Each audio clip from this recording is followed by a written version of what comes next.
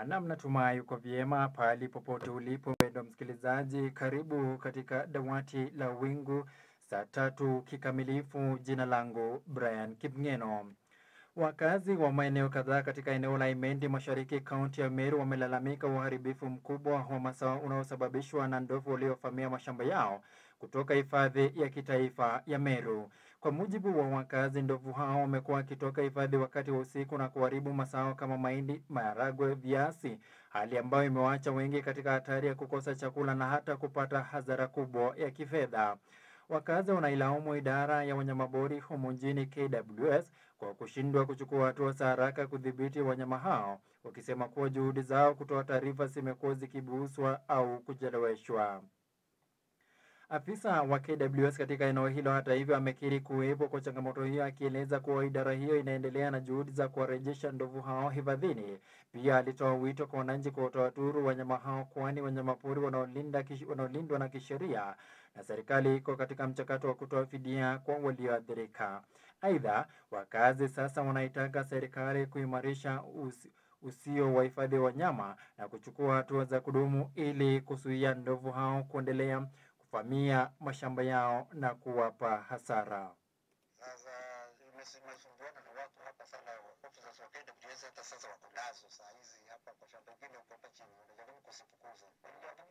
Ndio kando niombe kama shungo naenda tu alikuwa ndogo sana, lakini nilio bakando ilikuwa mingi, iliharibiwa kuharibiwa hata kumwaga mjango na mishungo, hata mishungo yenyewe nimeona chini yale mengi na shungo mengine tuko kuvunja na vunja. Bara ile imekuwa hapo ni kama 1200 na kitu. Tungeomba hao watu wa KWS wajaribu kukinga hao wanyama wao wasije wakaingia kutuharibu kulingana vile kuharibiwa. Hao watu wa KWS ambao waliruhusu hiyo gharama ilifanyika. Magavana wa mikoa ya Mlima Kenya wamelaani vikali hatua za hivi karibuni za Gavana Patrick Kahiga wa Kiambu zinazokosoa utendekaji wa serikali kuu. Magavana hao wamesema kauli hizo hazijasaidia kuleta mshikamano miongoni mwa viongozi wa serikali, zinaweza kuathiri maendeleo katika mikoa yao ya Mlima Kenya. Katika mkutano wa pamoja uliofanyika jijini Nyeri, magavana hao walisisitiza kuwa licha ya changamoto zilizopo, kauli za namna hiyo haziwezi kusaidia kuleta mshikamano unaohitajika kwa ajili ya maendeleo ya kitaifa. Kauli ya Gavana Kahiga zilizua mjadala mkubwa ndani ya chama ya viongozi wa Mlima Kenya, huku baadhi wakisema ni muhimu kwa viongozi kuwa makini na maneno wanayotamka hadharani ili kuepuka kuleta migawanyiko isiyohitajika. Magavana hawa pia wamesisitiza umuhimu wa kuendelea kushirikiana kwa pamoja na lengo lao kufanikisha miradi ya maendeleo na kuhakikisha ustawi wa wananchi wao. Na kufikia sasa, hali inaonyeshwa kwamba viongozi wa Mlima Kenya wanajitahidi kuweka kando tofauti zao za kisiasa na badala kushikamana kuleta maendeleo katika mikoa ya Mlima Kenya. Shikeni hawa Kalenjin ndio watapigia nyinyi kura. And we are ready and prepared. Mtu akimdanganya mwambie kwende njia hii. Akija hapa akilia sijui nini haikufanya, sijui stima mpaka ifanyiwe kazi. Na ushuru wetu wote unaenda kwa serikali. Na serikali ndio mahali tutaenda. Kama magavana wa Mount Kenya East tukitaka kusema matamshi ya Gavana Kahiga ni yake peke yake. Sisi kama magavana wa Mount Kenya East na development imekuwa ikikuja hapa pande yetu. Allow me also to say that Kenya East, we are part of Mount Kenya, either by our leaders of our people who have any stand opinions around what was alluded by Governor Mutai. Kaunti ya Wajir imebainika kuwa kiwango cha juu ya zaidi ya visa vya ukeketaji na wanawake na wasichana nchini, hasa katika mikoa ya kaskazini mashariki. Takwimu za hivi karibuni zinaonyesha kuwa zaidi ya 97% ya wanawake na wasichana katika eneo hili wamedhirika kwa mila ya ukeketaji. Ukeketaji katika kaunti hii ya Wajir na maeneo mengine ya kaskazini mashariki unahusishwa sana na mila na desturi ya jamii za Kisomali, ambapo kitendo hiki kinaonekana kama sehemu muhimu ya mchakato wa kuoa na kuolewa. Kwa upande mwingine, baadhi ya wanawake waliokeketwa huendelea kuikumbatia mila hii kutokana na mafunzo ya kijamii na shinikizo la jamii. Serikali ya Kenya pamoja na mashirika mbalimbali yasiyo ya serikali yameendelea kufanya juhudi za kukomesha ukeketaji. Lakini changamoto kubwa ni kwamba vitendo hivi mara nyingi hufanywa kwa siri na hivyo kuzuia ufuatiliaji na kuchukuliwa hatua za kisheria dhidi ya wahusika. Aidha, licha ya kuwepo kwa sheria kali zinazopinga ukeketaji, baadhi ya jamii bado zinaendelea kuendeleza mila hii kwa sababu ya imani na tamaduni zao.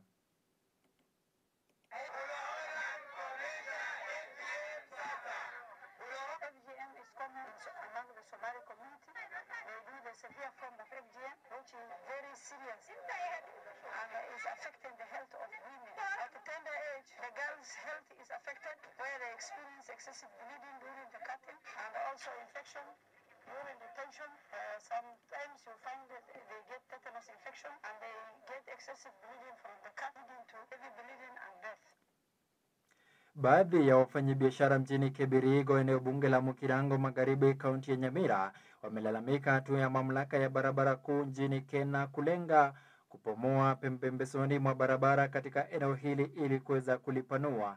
Wafanyabiashara hao wanasema hawakuridhishwa na hatua hiyo, wakidai kuwa hawakujulishwa mapema kuhusu mpango ya upomoaji na kwamba baadhi yao walijenga kwenye maeneo hayo kwa vibali halali vilivyotolewa na mamlaka husika ya serikali za kaunti. Hata hivyo, mamlaka ya Kenya imesisitiza kuwa shughuli hiyo ni sehemu ya mpango wa kitaifa kuboresha miundombinu ya barabara na kwamba majengo yote yaliyoko ndani ya eneo hilo ya barabara road reserve yatapomolewa kwa mujibu wa sheria.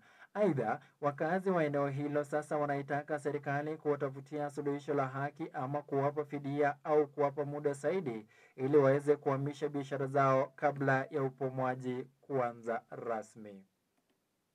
Wanataka kupomoa vyumba vyao vya kibiashara, and indeed hapa ndio watu wetu wanategemea kutafuta karo, wasomeshe watoto na kujikimu maisha. So tunasema hili jambo liangaliwe vizuri, la sivyo we shall rise up in arms. Huwezi kusema tupitishe barabara hapa na ingine hapa, haiwezekani kwa sababu ni mtu mmoja. Ule mtu wa Kibirigo ndio huyu. Entire layout of the market could have been destroyed. So it was reallocated to the lower side, which is now Kisii Chemasot Kericho Road. Na kwingineko ni kuwa maelfu ya ufugaji ng'ombe wa maziwa wanaohusishwa na shirika la Kitunguri Dairy wanatarajiwa kunufaika na ufadhili wa shilingi milioni 500 kutoka Benki Kuu ya Dunia. VETA ambazo zinalenga kuimarisha uzalishaji wa dhamani ya maziwa nchini. Kulingana na taarifa kutoka uongozi wa shirika hilo, msaada huo utasaidia katika uboreshaji wa miundombinu ya usindikaji wa maziwa na kuongeza dhamani ya bidhaa na kujengea uwezo wa ufugaji kupitia mafunzo ya kisasa wa ufugaji wa maziwa.